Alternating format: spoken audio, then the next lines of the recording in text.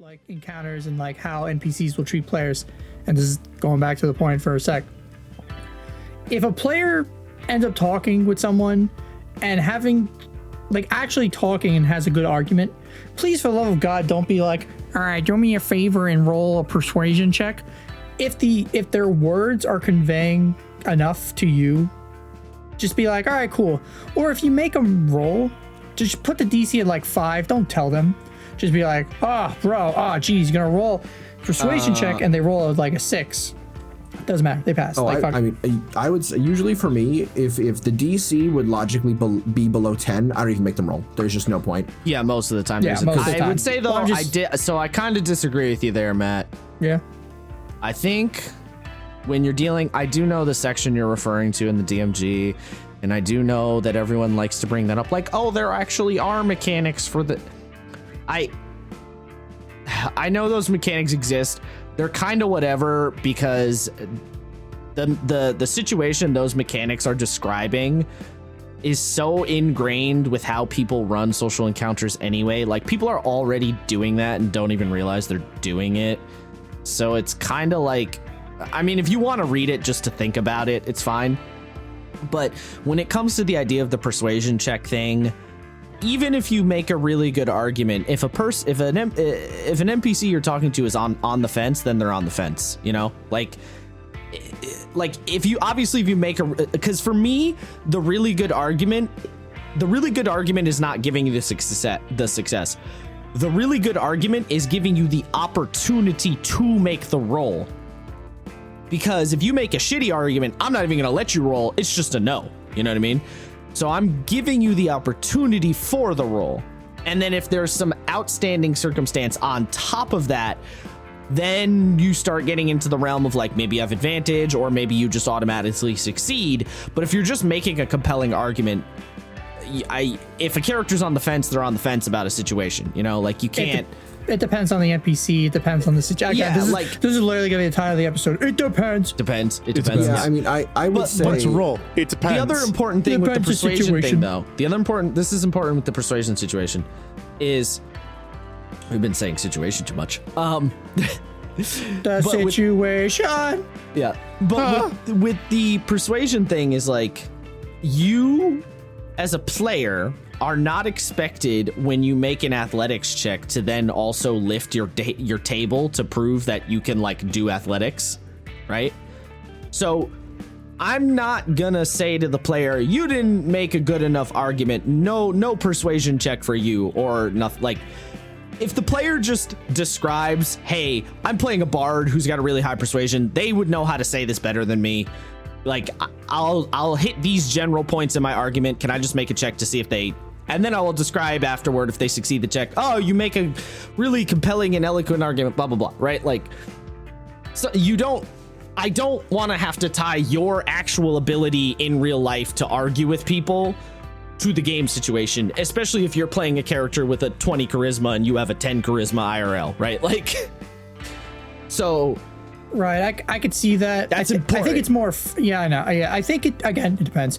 I'm gonna stop saying that. I think it's more fun though to ask a player, be like, "Hey, all right, DM, can I persuade the bartender to lower the price of my drink?" All right, cool. What do you say to him? Because it engages the player more, I think, into like the role play aspect. Even if they say, I don't know, like even if they spitball something, at least gets them thinking. And if they can't come up with anything, then yeah, you be not, and you're like, all right, yeah, sure. But I think here's my counter argument, Matt. Though is awkward players who are not comfortable. That's fine. Well, that's again, you get. Oh, sorry. Go for it, dude. No. Oh, I was gonna say. Well, so to me, right? More often than not, if a player does make a really, really compelling argument, like one that is almost completely foolproof, yes, it depends on the NPC. But most people, if they're being told like, hey, look, this is how this is going to happen. You know, you provide them with evidence and be like, it's happened X amount of times with X amount of people and X amount of situations.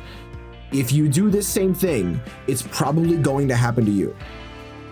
Yes, people can be like obstinate and they can be like, no, it's not. But when it counts for your life, like, right, if you're like, hey man, don't go down that valley. There's orcs over there. They are going to fuck your shit up if you go down there. Here's Right. my whiteboard flow chart of how it's going to happen. You have if, you're like, evidence. if you tell a guy, don't go into that valley, it's bad news. You know, that's where it's like, make a persuasion check, right? Like, he has no reason to believe you. You're just saying don't do a thing. And if you're like, hey, don't go over there, that I would say it's even less, right? Like, don't do that Yeah. thing. Yeah. Fuck you. No, I'm gonna do it anyway. Or if you're like, hey, don't go down there, there's orcs, then it's like, okay, make a persuasion check. And then if it's, hey, don't go down there, there's orcs, there's about 30 of them, they're all armed to the teeth, they've got some weird tactics that orcs don't usually use, they've got some siege engines, it is really bad down there. We just lost a caravan 2 days ago. That's where I would be like, the guy would be like, oh shit, thanks man. Like that's, yeah, no, hell no, I'm you not going put it down like there now. that. Yeah, it's that awkward thing where I can't shoot fireballs in real life, but I can make a good argument in real life.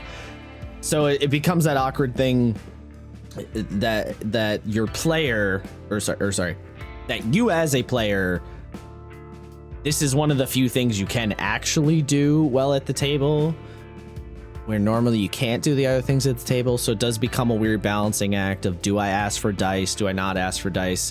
Is the argument compelling enough? Yeah, it's tricky. Right. Yeah. It's very tricky because there's a lot of things your characters are generally doing.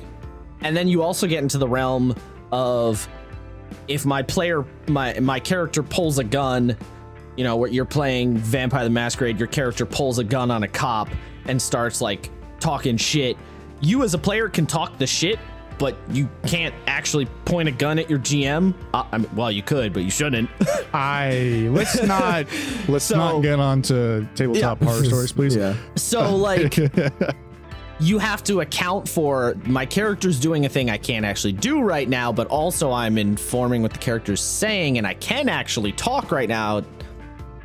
I don't know where I'm going with this, but it is definitely, that particular subset of playing any tabletop is a tricky little subset. I think it's player by player, honestly. It's hard. And Yeah. Right. Yep. it ends up being that, like, it goes even further into, it depends on the situation, because the player is such a pivotal piece of that. Yeah. Because a player, and I think you should always reward good role playing. So like, if a player gives a huge speech, then you know what? Maybe I'll let you do the role with advantage. Maybe or advantage I'll or give you a something, yeah. bonus of some sort. Hell, you might not even have to make the role, depending on how good it was and who you're talking to. A situation where a player was how do I? Wow. Sorry, train left the station for a second there on Logic Town. I've had a situation where a player has made such a good argument with a character who was completely obstinate, right? But they made such a good argument that it went from a situation of, there's no way you can convince him, to you can roll for it, I guess. He might be convinced. That was a strong argument. So, you know, I have allowed that too. Mm-hmm. So yeah, well, that's where you use the D&D social encounters, and it's like, oh, he wasn't different, but now he's friendly. Yeah, I just